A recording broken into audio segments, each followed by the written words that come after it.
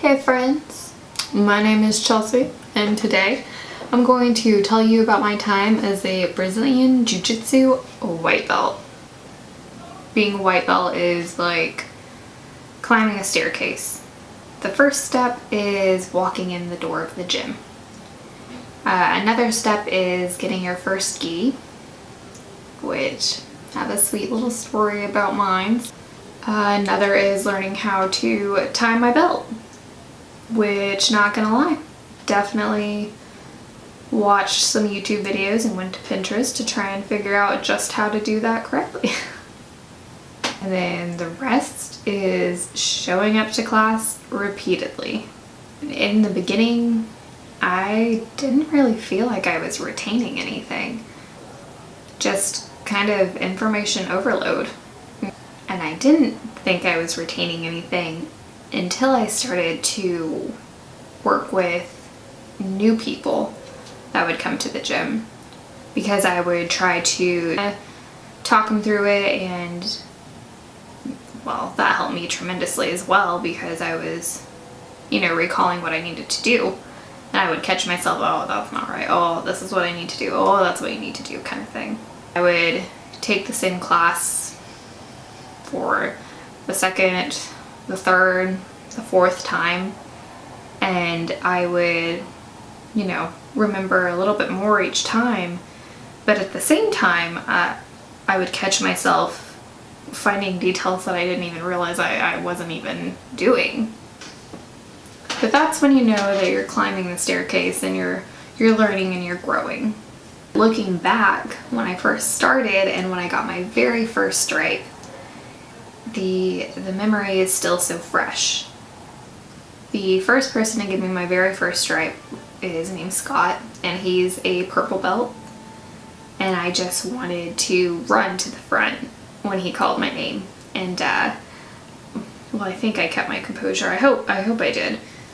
I walked up there, he gave me the stripe, and I was overwhelmed with emotion. My heart was so full.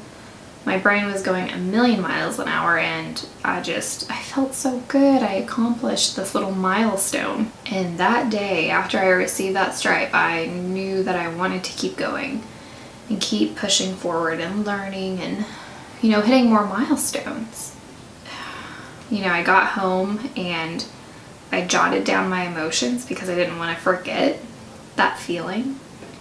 Do not stop, is what I wrote. I felt at that time was a taste of what I knew I could become. And I kept going. I was dealt some injuries. When I got my first stripe, I was actually wearing a wrist brace because, weak wrist, who would have thought? I had one of my toenails removed, had some lower back problems, knee problems. Just life throws at you. I kept going and I kept pushing, and I got my second stripe, which was given to me by Chase. If you watch my first video, the guy I first worked with. The third stripe I got was given to me by Jonathan, another instructor there. And my last and my fourth stripe was given to me by Ty, the black belt and the owner of the gym, which, come on, I was like, that's pretty legit. Yes, so cool. I felt so cool. Once I got my fourth stripe, I felt myself, reach another floor. A new chapter was, being open for me if I wanted to pursue it. For me, I'm ready to test for my blue belt. I want to see how far I can push myself mentally and physically, and if I don't pass it, then I'll be a white belt for a while longer. I'll probably try to compete, which I was trying to compete at one point, but injury and like a whole nother story, another video kind of thing. But if I do pass, then it's a much higher staircase to start climbing.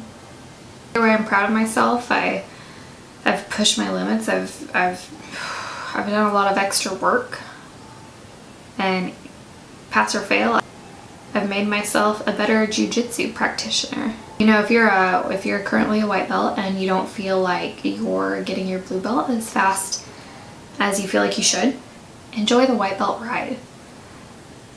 You know, the more work and the effort you put into your white belt, it's just gonna translate into your blue belt and make you a better blue belt. Well, my name's Chelsea, and thank you so much for watching, and you know, just keep it basic.